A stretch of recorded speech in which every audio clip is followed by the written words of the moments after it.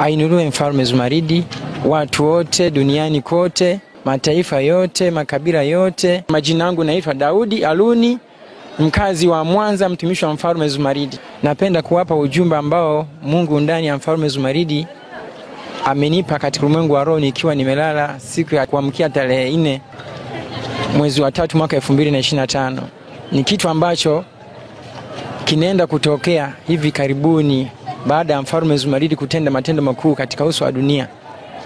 Nikiwa nimelala siku hiyo nilijikuta nikiwa katika eneo, ina maana wakati huo tayari Mfalme Zumaridi alikuwa ameshatenda makuu katika uso wa dunia kwenye madhabahu yake takatifu.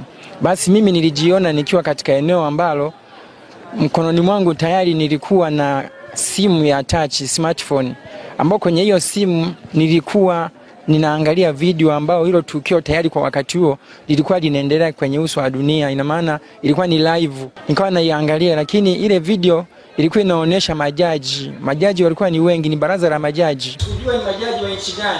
Ambao katika kutazama kwangu nikawa naona kama vile walikuwa wanavutana, lakini walikuwa wanajadili swala la Mfalme Zumaridi kutoa maamuzi wafanye nini kwa yale aliyoyatenda katika uso wa dunia.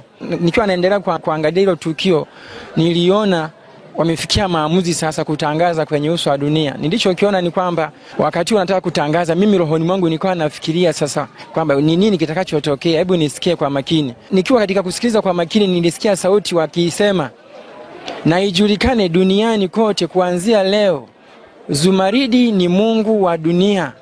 Kisha waligonga wakatia muhuri, na maana wakadhibitisha kwa pamoja wale majaji kwamba na ijulikane duniani kote kuanzia leo Zumaridi ni Mungu wa dunia. Ikagongwa. Baada ya kusikia sauti hiyo nikapata shauku kubwa, kwa amani kubwa, kwamba niwapashe watu habari duniani kote, lakini sikufanikiwa kumuona mtu yeyote. Sehemu zote ambazo nilizunguka sikufanikiwa kumuona mtu yeyote.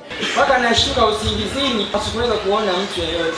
Kwa hiyo hiki ndicho ambacho napenda kuiambia dunia, kwamba haya mambo ina maana ni ujumbe ambao Mungu ameitangulizia dunia kwa yale ambayo yatakwenda kutokea. Na mshukuru Mungu ndani ya kifua cha Mfalme Zumaridi kwa kunipa ujumbe huu, maana sio kwa akili zangu. Nilikuwa nimelala, sikupanga kusema mambo haya, lakini Zumaridi, Mungu Baba aliyeziumba mbingu nazo nchi, akasema na mimi na akanijulisha kwamba wale ambao watakao tangaza jina hili kwamba ni Mungu wa dunia, na maana ni vyombo vya dola. Asante sana kwa kunisikiliza na kuweza kupokea ujumbe huu. Namshukuru Mfalme Zumaridi kwa neema yake ya upendeleo.